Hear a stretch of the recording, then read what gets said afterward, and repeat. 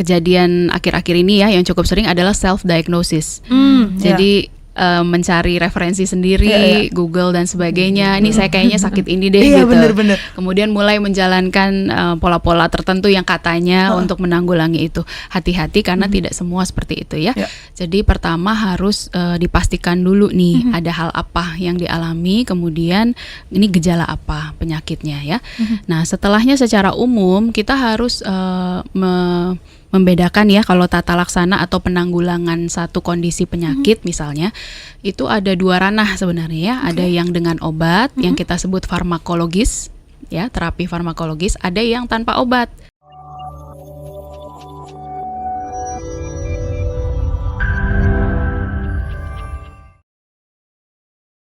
Apa sih bagaimana biasanya si lansia ini supaya lansia ini tadi tuh terhindar dari penyakit-penyakit kronis? Mungkin ada cara menanggulanginya atau meminimalisirnya, ada nggak sih dok yang sebenarnya bisa dilakukan oleh para lansia ini? Ya, yang penting pertama adalah diagnosis harus tepat. Jadi jangan mengira-ngira dulu ya. Itu yang paling kejadian akhir-akhir ini ya yang cukup sering adalah self diagnosis. Jadi mencari referensi sendiri, Google dan sebagainya. Ini saya kayaknya sakit ini deh gitu. Bener. Kemudian mulai menjalankan pola-pola tertentu yang katanya untuk menanggulangi itu. Hati-hati karena tidak semua seperti itu ya. Jadi pertama harus dipastikan dulu nih ada hal apa yang dialami, kemudian ini gejala apa penyakitnya ya. Nah setelahnya secara umum kita harus membedakan ya kalau tata laksana atau penanggulangan satu kondisi penyakit misalnya itu ada dua ranah sebenarnya ya. Ada yang dengan obat yang kita sebut farmakologis ya, terapi farmakologis, ada yang tanpa obat.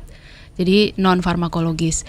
Biasanya dokter akan menganjurkan dulu yang tanpa obat nih. Yang paling sulit sebenarnya untuk dijalankan. Jadi misalnya dari pengaturan pola makannya, yang susah nih. Diet itu paling ya PR ya dalam tanda kutip. Kemudian aktivitas fisik hariannya, apakah perlu ada latihan fisik tertentu ya yang harus dilakukan. Kemudian ada lagi hal-hal lain lah ya yang terkait dengan penyakit tersebut. Jadi kita mungkin kalau dokter lupa mention bisa bertanya hal apa yang selain obat gitu yang bisa kita lakukan.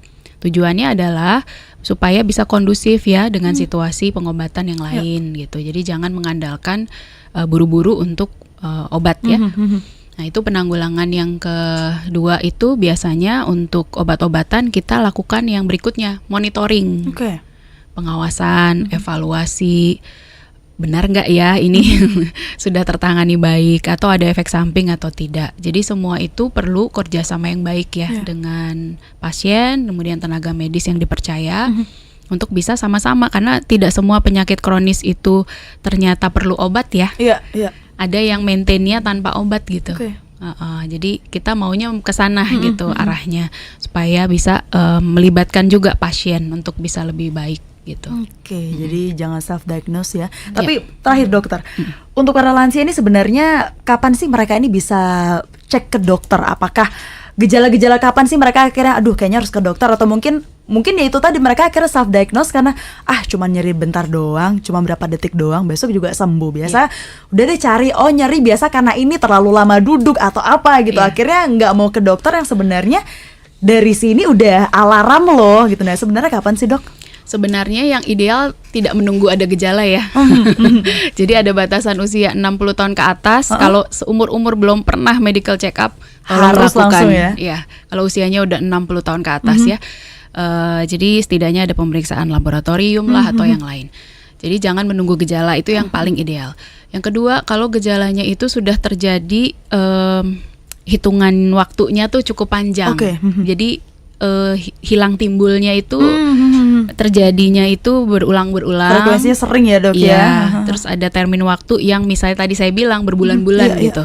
Wah itu berarti harus diperiksa gitu ya. Jadi ada hal yang terus ada gitu ya. Yang normalnya kalau kita tanya-tanya ya, taruhlah tanya-tanya orang lain yang seusia misalnya, nggak ada keluhan itu. Nah itu mesti dikonfirmasi segera. Jadi harus diperiksakan segera.